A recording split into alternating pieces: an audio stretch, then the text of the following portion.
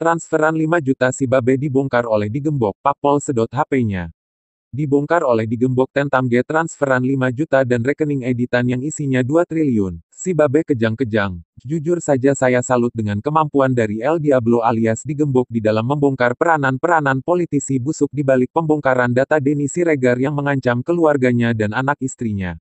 Orang ini berhasil mengetahui bahwa ada transferan dari seorang Babe kepada Wahyu alias Irsan alias Rauf alias Opposite. Nilainya kecil yakni 5 juta.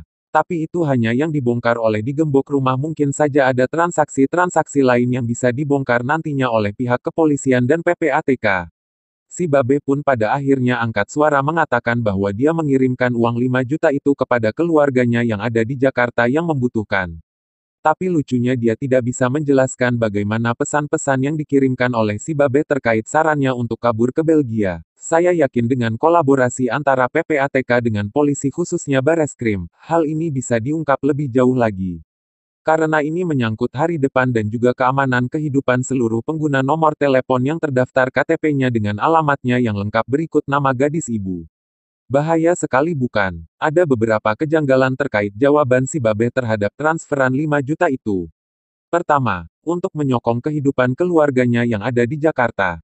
Tidak masuk akal. Kalau alasannya menyokong keluarganya, kenapa transfer ke atas nama kepala keluarga? Apakah pemegang kartu ATM itu adalah pihak keluarga? Kenapa harus transfer ke atas nama ayah? Memangnya istri dan anaknya tidak punya nomor rekening lain? Dari sini kita melihat bahwa kemungkinan besar ada transferan lain ke rekening keluarganya. Ya silakan saja diusut oleh PPATK dan juga pihak kepolisian khususnya Cybercrime Bareskrim Polri. Jadi saya curiga bahwa transferan 5 juta itu bukan transferan tunggal namun ada kemungkinan itu hanya satu dari serangkaian aksi. Saya nggak yakin kalau di Jakarta selama 3 bulan sejak si Rauf itu kabur, hanya 5 juta yang ditransfer. Dari pengakuan si Babe kita melihat bahwa ada potensi transferan dari pihak oposisi yang lain. Kedua, ada foto tutup jari, lalu angka 2 triliun editan. Aneh. Buat apa? Apakah buat sekadar pamer atau show off di hadapan mereka? Angka 2 triliun itu diduga merupakan angka editan yang terlihat kasar sekali. Digembok pun mengatakan bahwa screenshot itu sepertinya merupakan editan karena posisi nomornya tidak sesuai dan berbeda dengan format awalnya. Apakah ini untuk menunjukkan kepada pihak keluarga Irfan bahwa dia akan membantu sampai Irsan kembali ke Jakarta? Ketiga, si Babe ini oposisi, lalu dia mendukung akun Opposite lewat transferan 5 juta kepada keluarga penebar hoaks dan ujaran kebencian. Mendukung kriminal dan keluarga mereka. Apakah ini adalah bagian dari kejahatan yang terstruktur, sistematis dan masif? Kita tahu bahwa rekam jejak si Babe pendukung Rizik ini sudah sangat jelas di media-media berita. Dia ini pernah dipanggil oleh polisi terkait penyebaran hoaks dan sempat dijadwalkan ulang lalu beritanya tenggelam. Ya semoga saja kali ini polisi benar-benar bisa memproses lewat fakta-fakta yang sudah dipaparkan oleh digembok dan bisa di-cross-check di PPATK.